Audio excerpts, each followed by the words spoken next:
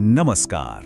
कभी सोचा है कि शेयर बाजार में तब भी पैसा बन सकता है जब कीमतें गिर रही हों? अजीब लगता है ना। आज हम एक ऐसे ही जबरदस्त टूल को समझने जा रहे हैं जिसे लेकर अक्सर लोग कंफ्यूज रहते हैं, और वो है ऑप्शन ट्रेडिंग। अच्छा, तो इस पूरे टॉपिक को आसान बनाने के लिए हमने इसे 5 हिस्सों में बांटा है। हम जानेंगे कि ऑप्शंस आखिर हैं क्या, इनकी कुछ खास टर्मिनोलॉजी, इनमें इतनी पावर क्यों है, एनालिसिस के कौन से टूल्स हैं, और आखिर में एक जरूरी वार्निंग।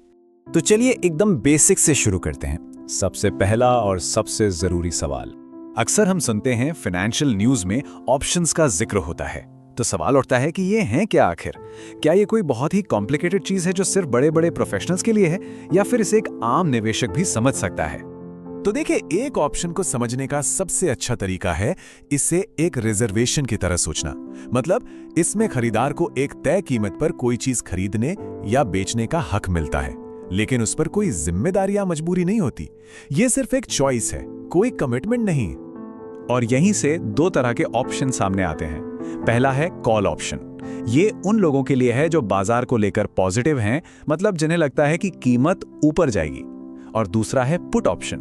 ये उनके लिए है जो थोड़ा सावधान रहना चाहते हैं, जिन्हें लगता है कि कीमत नीचे गिर सकती है।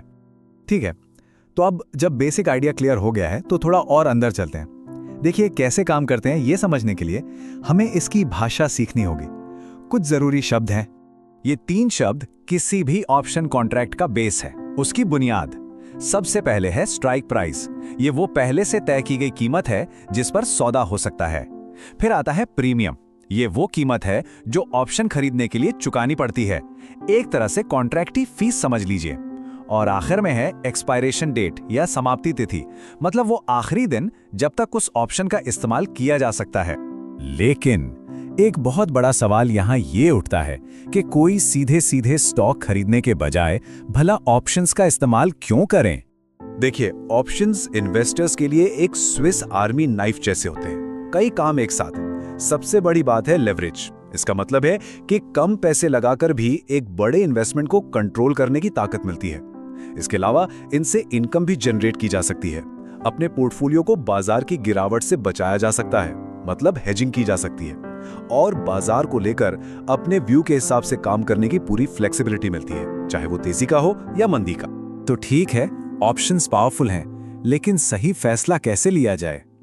ट्रेडर्स इसके लिए मेनली 2 अलग अलग तरह के एनालिसिस पर भरोसा करते हैं। एक है फंडामेंटल एनालिसिस। इसमें कंपनी की ओवरऑल हेल्थ, उसकी कमाई और इकोनॉमी की बड़ी तस्वीर को देखा जाता है। और दूसरा है टेक्निकल एनालिसिस। ये बिल्कुल अलग है। इसमें ट्रेडर्स चार्ट्स और पैटर्न्स को पढ़ते हैं, ये समझने के लिए कि प्राइस में आगे क्या मूवमेंट हो सकता है। एक तरह से बाजार की साइकोलॉजी को डिकोड करने की कोशिश। इन दोनों के अलावा जो एक्सपीरियंस ट्रेडर्स होते हैं वो कुछ और भी इस्तेमाल करते हैं, जिन्हें ग्रीक्स कहते हैं। इन्हें एक कार के डैशबोर्ड पर लगे सेंसर्स की तरह समझा जा सकता है। ये ग्रीक्स बताते हैं कि किसी ऑप्शन का प्राइस समय बीतने या बाजार में वॉलेटिलिटी यानी उतार चढ़ाव के बदलने से कितना सेंसिटिव है, मतलब कितना बदलेगा। लेकिन जैसा कि हमेशा होता है, इतनी पावर और फ्लेक्सिबिलिटी के साथ कुछ बड़े रिस्क भी जुड़े होते हैं, और इन्हें समझना बहुत बहुत जरूरी है। ये बात हमेशा याद रखनी चाहिए कि जिस लिवरेज से बहुत बड़े मुनाफे की उम्मीद बनती है, वही लिवरेज बहुत तेजी से बड़े नुकसान की वजह भी बन सकता है। सच तो ये है कि मौके और जोखिम ये हमेशा एक ही सिक्के के 2 पहलू होते हैं। तो सबसे पहला रिस्क तो इनकी कॉम्प्लेक्सिटी ही है। इन्हें अच्छी तरह समझना जरूरी है। दूसरा बड़ा फैक्टर है टाइम डीके या समय क्षय। इसका मतलब सीधा सा है, जैसे जैसे एक्सपायरेशन डेट पास आती है, ऑप्शन की वैल्यू अपने आप कम होने लगती है, बर्फ की तरह पिघलने लगती है। और तीसरा है वोलेटिलिटी, यानी बाजार का उतार चढ़ाव, जिसका ऑप्शन की कीमतों पर बहुत बड़ा और कई बार अनप्रेडिक्टेबल असर हो सकता है। तो इन सभी बेसिक्स को जानने के बाद सवाल ये उठता है कि क्या ऑप्शंस एक सही फाइनेंशियल टूल हैं?